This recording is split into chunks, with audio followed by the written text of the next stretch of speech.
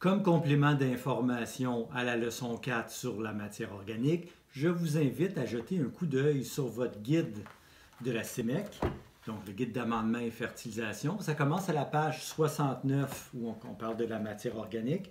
Donc on parle des amendements organiques à la page 69 et on dit dans le fond, on revient sur les grands points qui ont déjà été vus. Donc la matière organique sert évidemment à augmenter la quantité de matière organique dans le sol. Elle aide à structurer le sol, à procurer des éléments nutritifs essentiels quand on parle du fumier et du compost. On a vu que c'était des sources d'éléments nutritifs. Ça permet de modifier légèrement le pH. Ça, j'y reviendrai un petit peu à la leçon 8 et 9. Et ça permet aussi, ce que je n'ai pas mentionné, ça permet de stimuler la vie microbienne. Chaque fois que vous mettez du compost ou du fumier dans votre sol, vous apportez plusieurs micro-organismes qui vont être actifs et qui vont travailler de concert avec les plantes. Donc ça, c'est à la page 69. Par la suite, à la page 70, on parle un petit peu du compost, où j'ai déjà parlé beaucoup du compost dans les vidéos précédentes. Donc, on dit que c'est une bonne source de matière organique, une bonne source d'éléments nutritifs, et évidemment que ça apporte des micro-organismes utiles aux plantes. Donc, ça, c'est à la page 70. Pour le reste, à la page 71, 72 et 73, on vous explique un petit peu comment faire du compost, comment faire du vermicompostage. Ce sont tous des choses qui vont être vues à la leçon 25, complètement à la fin du cours, où on va voir exactement comment faire du compost. Ensuite, de la page 74 à la page 78, on vous décrit les autres sources de matière organique intéressantes. On parle à la page 74 de la tourbe de sphinx. On dit que la tourbe de sphinx retient 10 fois son volume en eau, ce qui est quand même intéressant. Donc, ça sert évidemment à augmenter la réserve d'eau du sol, à structurer le sol. Et on mentionne aussi que la tourbe de sphinx, on l'a déjà dit, c'est acidifiant. Donc, on pourrait l'utiliser comme produit pour corriger le pH d'un sol trop alcalin. Ensuite, on parle du fumier à la page 75. On dit que le fumier, encore une fois, ça améliore la structure, ça apporte des éléments nutritifs et des micro-organismes au sol. On dit que le fumier, évidemment, c'est moins cher que le compost, donc c'est une source d'éléments nutritifs et une source de matière organique au même titre que le compost, mais moins dispendieux. À la page 75, suite au fumier, on parle un petit peu des engrais verts, mais on va parler des engrais verts plus tard à la leçon 24. On va détailler ce sujet-là plus tard dans la matière.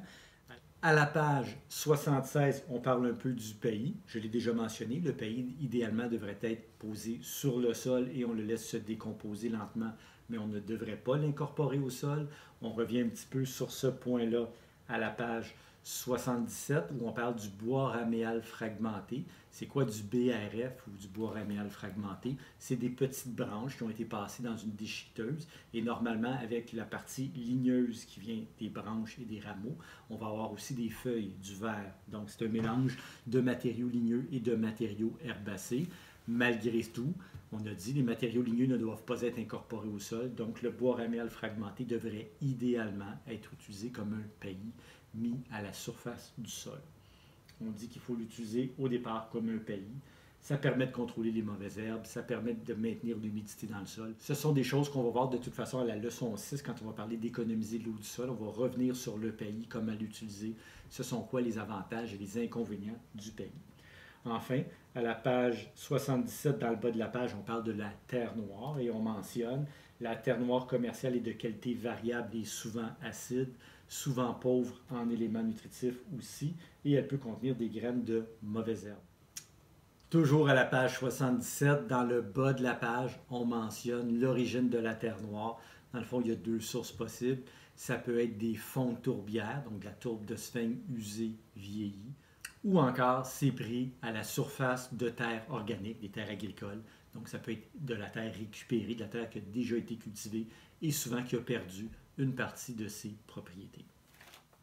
Et finalement, à la page 78, on mentionne pour les trois types de sols les plus courants, c'est-à-dire les sols sableux, les sols francs, qu'on appelle aussi les sols intermédiaires, et les sols argileux.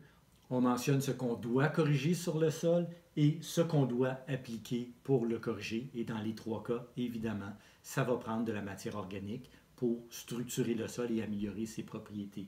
Dans le cas d'un sol sableux, principalement pour améliorer sa rétention en eau. Dans le cas d'un sol franc, pour améliorer ses propriétés en général. Et pour un sol argileux, principalement pour améliorer l'aération et le drainage. Mais tous les types de sols ont besoin d'un apport régulier de matière organique pour avoir des bonnes conditions de croissance pour les plantes. Alors encore une fois, je vous invite à jeter un coup d'œil sur votre cahier de la Sénèque, de la page 69 à la page 78, où on revient sur les grands points qu'on a vus sur la matière organique, donc sur le compost, le fumier, la tourbe de sphène, et on parle aussi un petit peu de la terre noire et du paillis, tel que ça a déjà été décrit dans les vidéos précédentes, mais avec quelques informations présentées de façon un petit peu différente. Alors voilà pour la partie sur la matière organique.